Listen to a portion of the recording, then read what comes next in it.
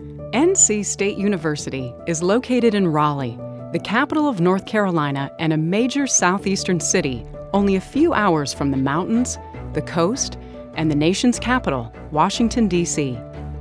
It's a vibrant city filled with arts and culture, natural beauty, great food, and southern charm. The area is also a fast-growing hub for technology and innovation, where top researchers and companies are solving the world's big problems in engineering and beyond.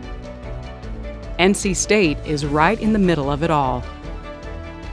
We're a leading public research university with a long, rich history that helps us move boldly toward a better future. Here, more than 36,000 graduate and undergraduate students across many disciplines work together with expert faculty and top industry partners to think and do in new and exciting ways. Every day, we're researching, learning, building, growing, collaborating, and helping society thrive. And we have fun while we do it. What can you think and do at NC State? Anything.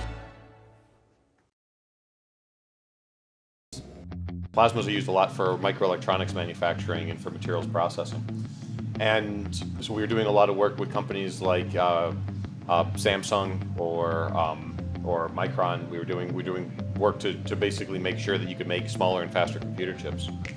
And since that time, we've gone through this really fascinating transformation in our department as far as plasma science goes, where we continue to focus on our core knowledge base, which is still the materials processing and manufacturing, but have since then also moved into new areas. In fact, the lab that we're in right now is a lab that focuses on using plasmas for life sciences, using plasmas for things like medical treatments or treating biological materials. Professor Stoppelman is leading a multidisciplinary effort to use plasmas, among other technologies, for advanced agricultural applications, such as fertilizer production.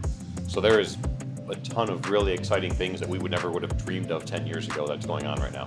And then, of course, along with all that, we also have our collaborations with national labs where we do more of our traditional fusion energy work. So we've worked with Oak Ridge National Labs developing diagnostics for some of the monitoring plasma heating devices that they use for tokamaks. We were working with INL on expanding computational frameworks so we can do simulation work for fusion reactors.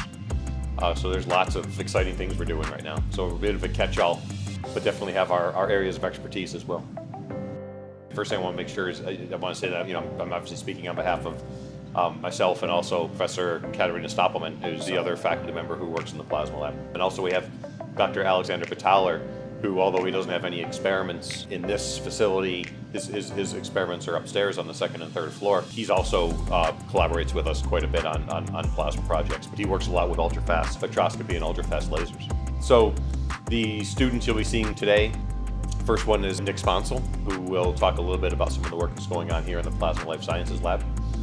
We also have Carl Smith, who's doing some work funded by Samsung Electronics, trying to develop advanced plasma sources and advanced plasma technologies for microelectronics manufacturing. We have Josh Morsel, who's a graduate student working as part of a Department of Energy center that we're part of, where we're studying plasma interaction with complex interfaces. So broadly in the center, we focus on plasma interactions with nanoscale materials, plasma-enhanced catalysis, plasma interaction with liquids, which also has obviously a lot of overlap with some of the stuff that Professor Stoppelman's doing.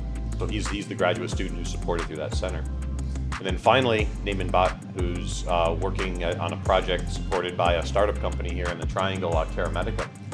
And we are developing plasma processes to purify chitosan powder for a host of medical applications. Everything from removal of toxins in biological systems to pharmaceutical drug delivery. So our role in it is actually taking the powder and purifying it to a level where you can use it for internal medicine, which is kind of exciting. We should be able to show over the course of this, also have some really nice demonstrations of some of the experiments that we're doing here as well.